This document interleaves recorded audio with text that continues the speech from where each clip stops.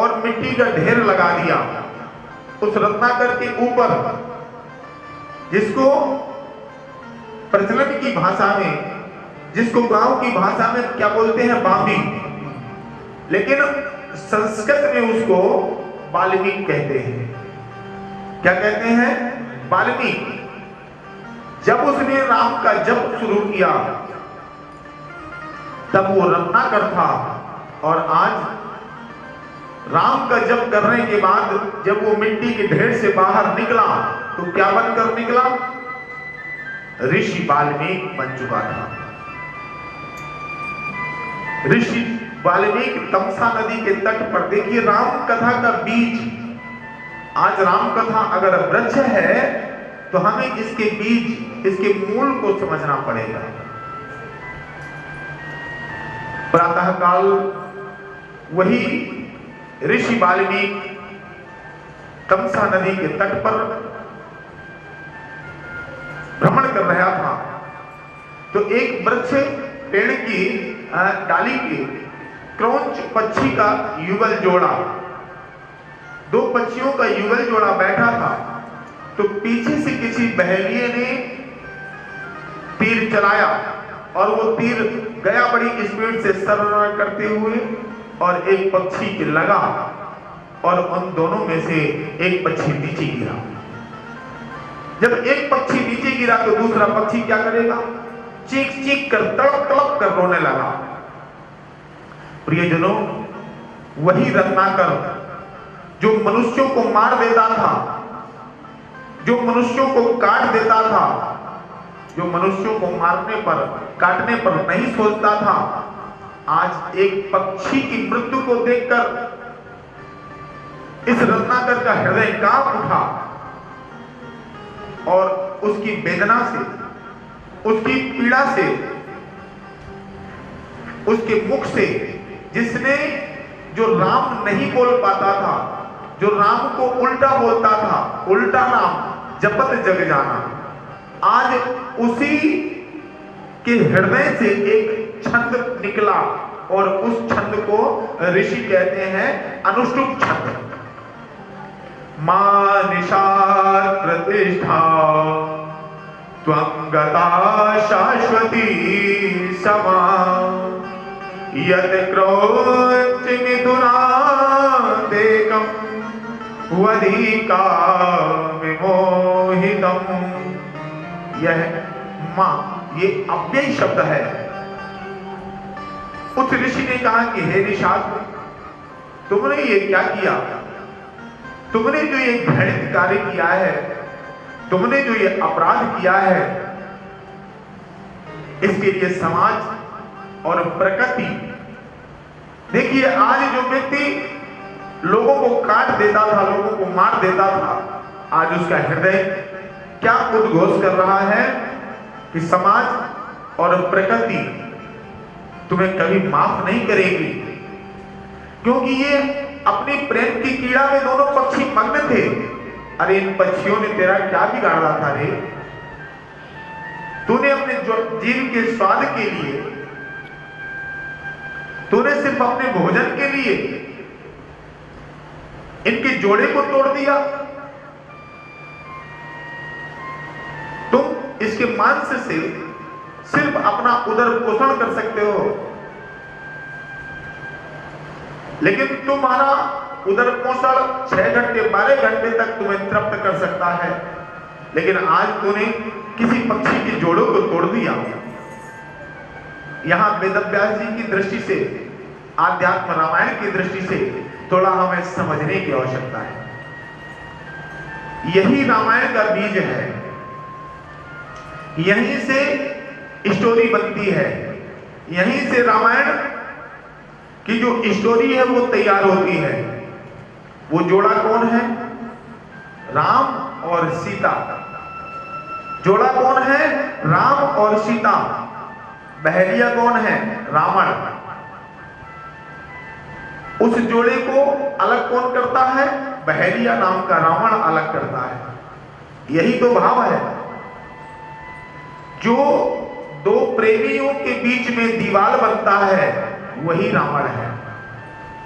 आज हम लोग सिर्फ एंजॉय के चक्कर में, मौज लेने के लिए, तफरी लेने के लिए, पति पत्नी के बीच में, भाई बहन के बीच में, माँ बेटे के बीच में, बाप बेटे के बीच में जो दीवार पैदा करते हैं, तो हम रावण जैसा अपराध करते हैं।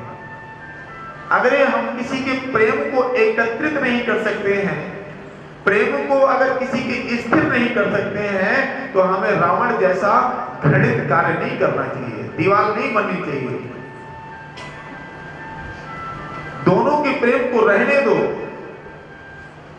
हम लोग शक्ति संपन्न हो गए, हम लोग साधन संपन्न हो गए, बड़ी अच्छी बात है, लेकिन हमें अपनी शक्ति का, अपनी सामर्थ्य का अपनी करना चाहिए।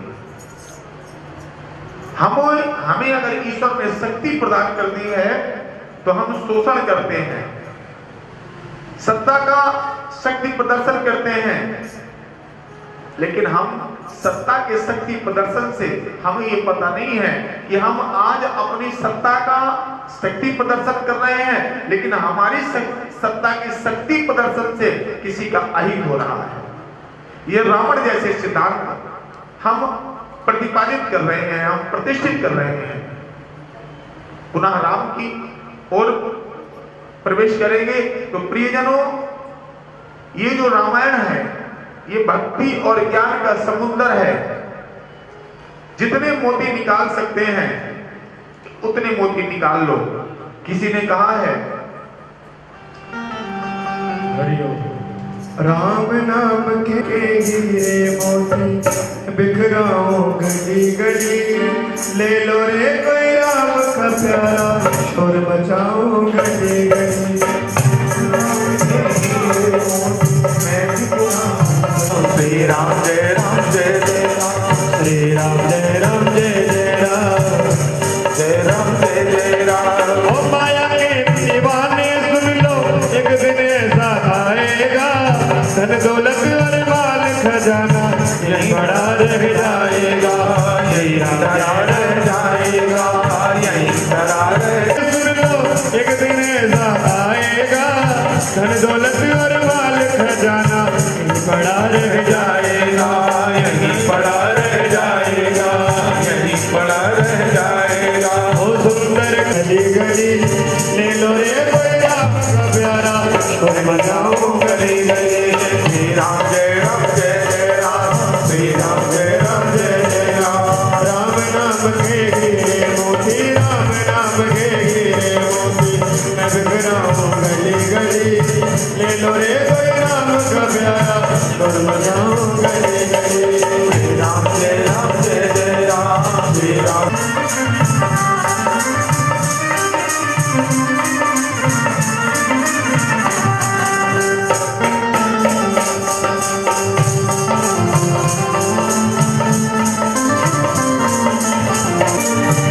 जिसने ये मोती लूटे वो तो माला माल हुए, धन दौलत के बने पुजारी आंख में कंगाल हुए, आंख में कंगाल हुए, आंख में कंगाल हुए। ओ जिसने ये मोती लूटे वो तो माला माल हुए, धन दौलत के बने पुजारी आंख में वो कंगाल हुए, कंगाल हुए, आंख वो कंगाल हुए।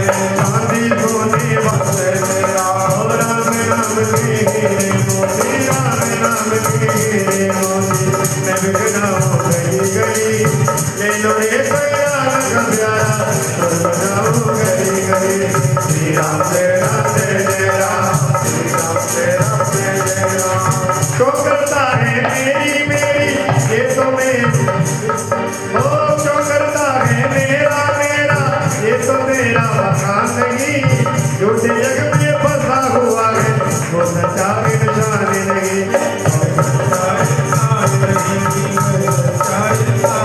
जग का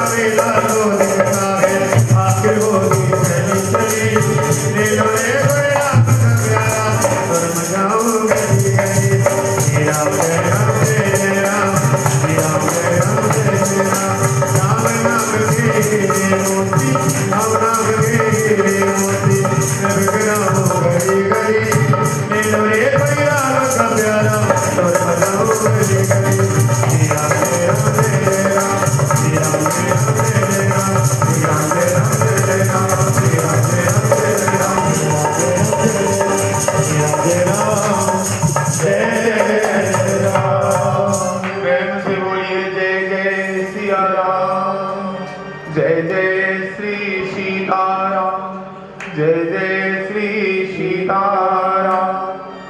तो प्रियजनों, हम रामायण एक ऐसा समुद्र है जिसमें हम गोता लगा के, डुबकी लगा के जितने मोती, हीरे, जवाहरात लेना चाहें वो सब निकाल सकते हैं। हमें ये बात सोचने पर मजबूर कर देती है कि इस रामायण में वो क्या तत्व है जो हजारों वर्षों से, रामायण पहला नहीं, इस विश्व का आदि ग्रंथ है, विश्व का सबसे पहला ग्रंथ है। और सबसे पहले अगर कोई विश्व का कवि है तो वो है वाल्मीकि।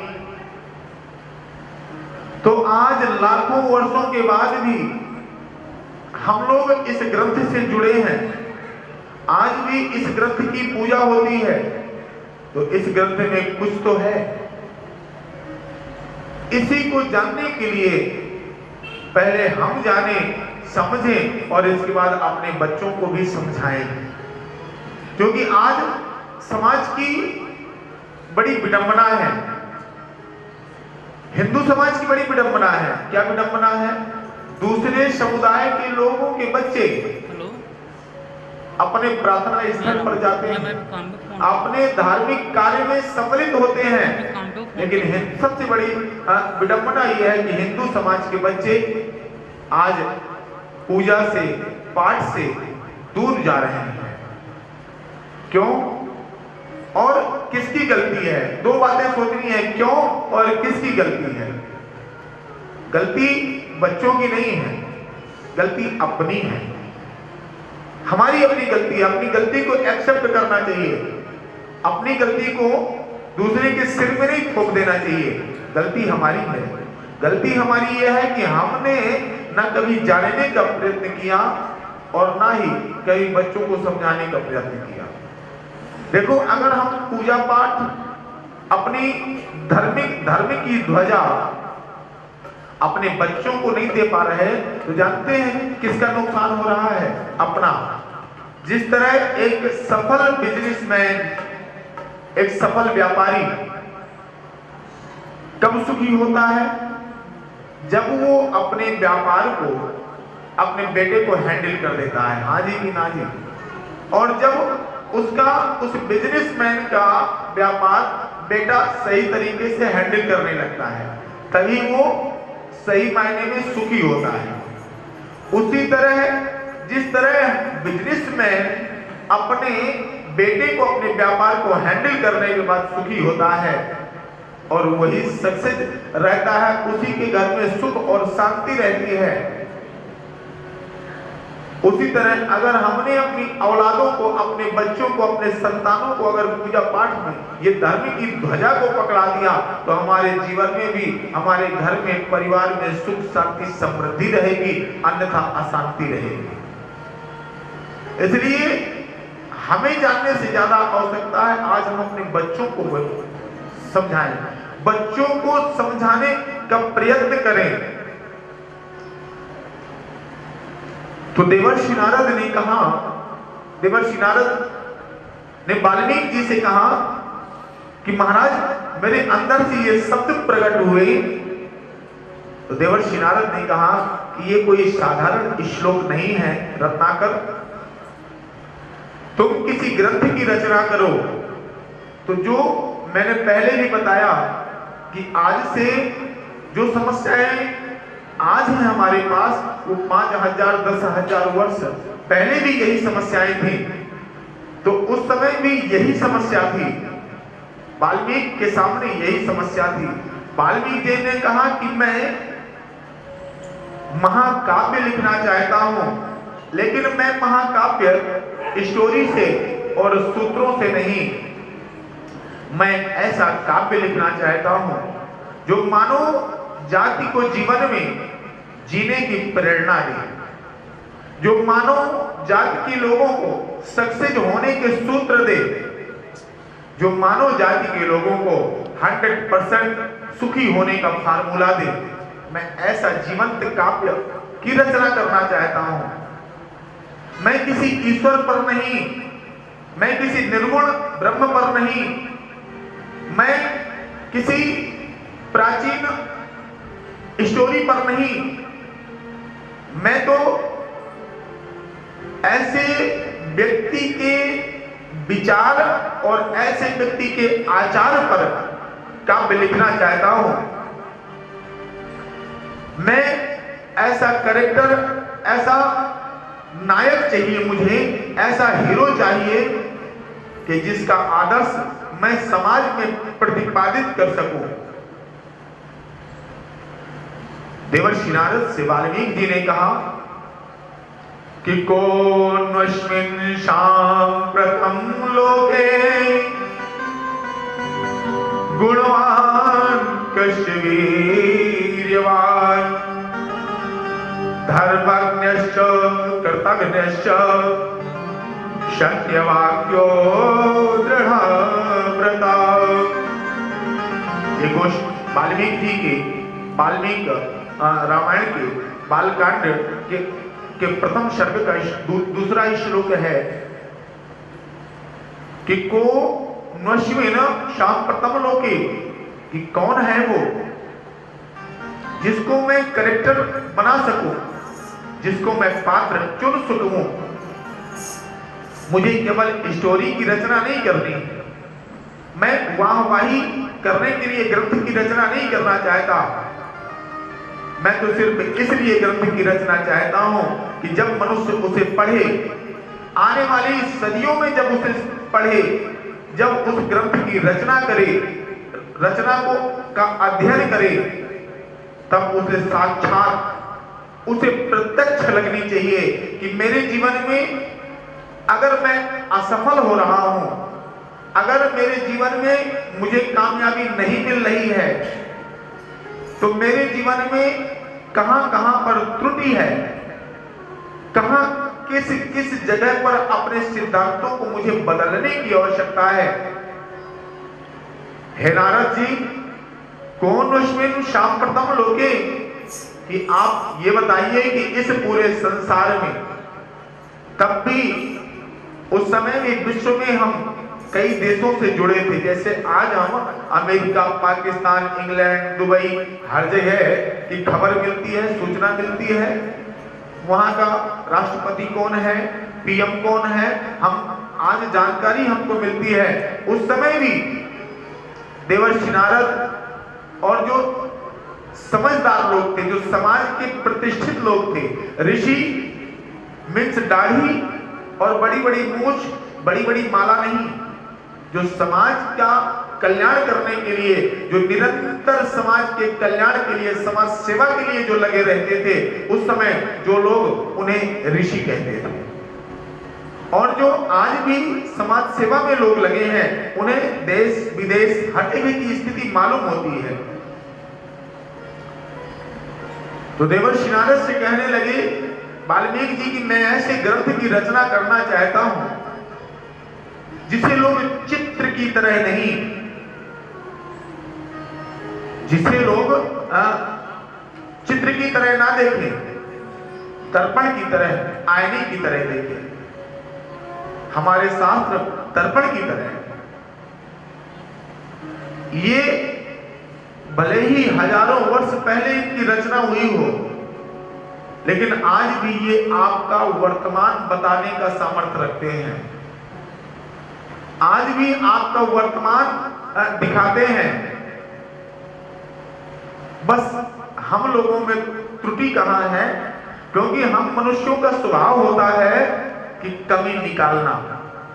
देखो, भारत के लोगों के अंदर दो कमियां बहुत ज्यादा है, दो कमियां भारत के लोगों पर बहुत ज्यादा है। इसीलिए हम सक्सेस होने में कोई 70% सक्सेस हो पाता है, कोई 80, कोई 90, कोई 99 तक। क्यों? क्योंकि दो कमियां जब अगर हम जीवन में नहीं निकालेंगे तो हम सक्सेस होने में कहीं ना कहीं दो सीढ़ियां रुक जाएंगे। पहली कमी क्या है? पहली कमी यह है कि हमें बहानेबाजी की बहुत बड़ी बीमारी है। हाँ जी कि ना जी? बहानेबाजी की बहुत बड़ी बीमारी है। घर हो, ऑफिस हो, मित्र के साथ हो, बेटे के साथ हो, पति के साथ हो, पत्नी के साथ हो, कहीं भी हो, झट बहानेबाजी शुरू। पहली कमी है बहानेबाजी की बीमारी। और दूसरी कमी क्या है? दूसरी कमी यह है कि हम दूसरे में कमी बड़ी जल्दी निकाल लेते हैं। जैसे